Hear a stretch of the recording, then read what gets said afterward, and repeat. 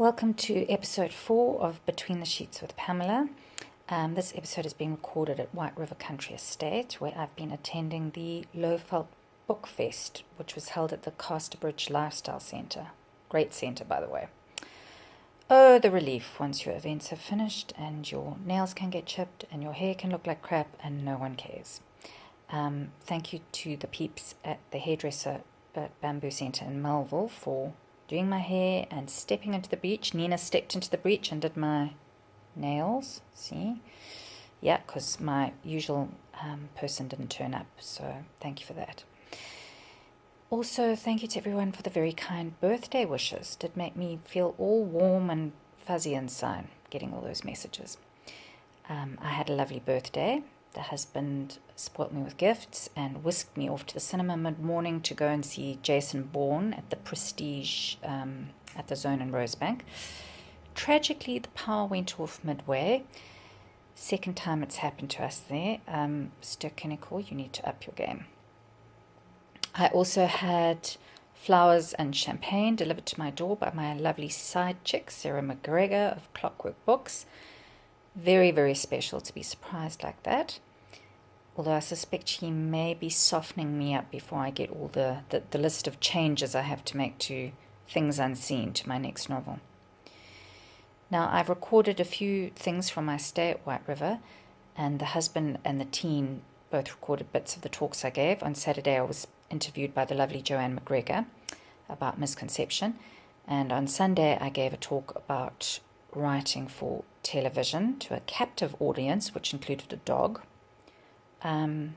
So the teen, of course, is going to help me edit all of this. Thank you in advance. Please enjoy. So we are staying at a very nice house, and I think it's Country River Estates, something like that, in White River. And we went to the opening cocktail party for the Lowveld Book Fest, and that was really, really lovely. But I didn't realize it was going to be so cold here. So I have to say I am a bit chilly, and I only bought a summer nightie, which was really dumb. We also thought it would only take us 3.5 hours to get here, forgetting that it's a long weekend and the start of the private school holidays. It, of course, took us 5.5 hours to get here, so the husband was in a lovely mood by the time he got here. And then he got to the event and found out there was no craft beer, and yeah, his bottom lip did start to tremble.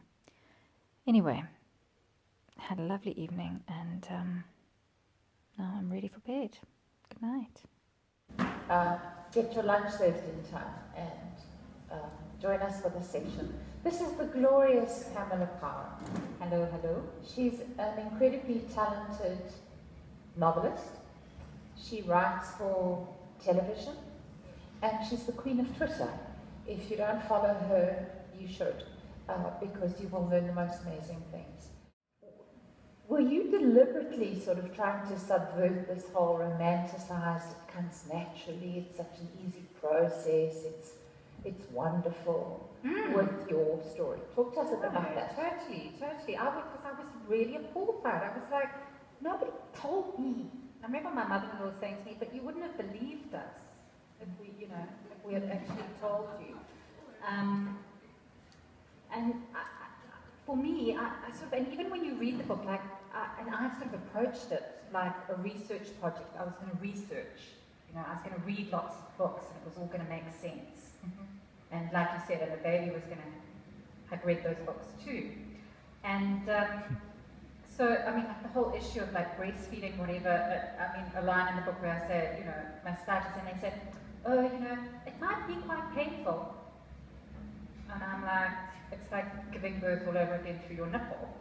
Really, it's like, let's really just say what it is. So what's next in the Pamela Power pipeline? So in October, my psychological thriller comes out, and that's called Things Unseen, and that's been published by an independent publisher called Clockwork Books. And what's it about? Joe, such a hard question. what is it about? It's about a couple living in Westcliff and Joburg, and her mother lives with them, and her mother gets murdered. Oh. And it is about my character called Emma finding out who done it, who did it. And the suspects include her husband, her brother, I think the gardener did it. So yeah, it's this. Wow. No, that sounds very different. What's it been like writing in a different genre? You know, I love reading psychological thrillers. So, I mean, it's hard because, as you know, as well from your own, the plotting, you know, it reminded me a bit in a way of plotting for TV. You know, you've got to really tick all those boxes and, oh my lord, you know, that doesn't work, or that DNA thing doesn't work, you know, whatever your little twists are. So that was difficult, but I really enjoyed it, and I wrote it at the same time. So I've got that book coming out in October. So I wrote 2 books simultaneously. I was writing that one, and then I was writing another one, which is sort of like a domestic suspense, romantic thriller. Whatever you, I find these genres so confusing. Like, what is it? But it's so the other one is kind of more in the style of Misconception, but it has elements of a psychological thriller as well. And that one may or may not be called Delilah. That comes out in April next year. So I was writing both of those at the same time because I basically couldn't decide what to write next, so I thought, let me write 2 as one go. Also set locally. Yes. So also in Joburg, in the parks, I don't stray far. You know, I don't go beyond Bolton Road. So, I was once told I lived on the wrong side of Jan Smith, so there's a very little narrow section there.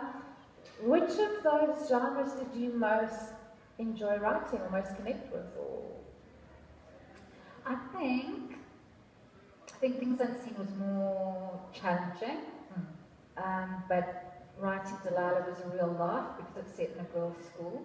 okay, So of course, all those things that I find hilarious about the kind of private school milieu, I can just have a good giggle. I mean, I just amuse myself really with my, you know. So yeah, that was fun. okay. So it seems like you're kind of dipping your finger into a lot of different types of genres. What's the next most exciting genre for you to write? And what's the one genre you would never write? Ooh. Oh, this is such a hard question. Probably, I don't think I would ever write literary fiction. Doesn't appeal to me. Yeah, wouldn't appeal to me. And Krista. sorry, my was ring. What was the other question? Which are you most excited about to write next? I think it'll probably, I don't know, probably, because I'll probably carry on writing psychological thrillers for Sarah, and then Penguin want me to do the quite popular stuff where I've managed to kind of sneak in a dead person. No, she's not dead. But yeah, a bit of that kind of mystery and suspense. So I'll probably keep on that. I don't think I'll go back to straight chick lit. I think I've moved on. But I mean, who knows? Who knows? And I can't actually give away the secret of my next book, so I give too much away. That's the one that's got to be in next September, so Okay. see me next year. 30,000 words in a week. Yeah. Questions from this side, anybody? No? Clear as mud?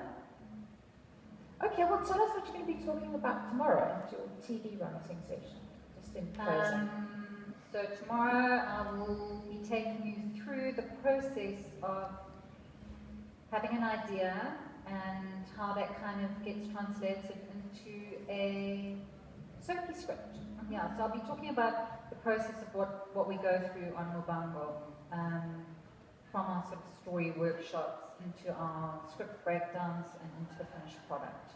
And will you be telling any secrets about prima donnas and what happens? Never, Joe. I'm very discreet. Oh yes. There's a margarita stand just up there this morning. Guys, thank you so much. What we lacked in quantity, we made up for in quality.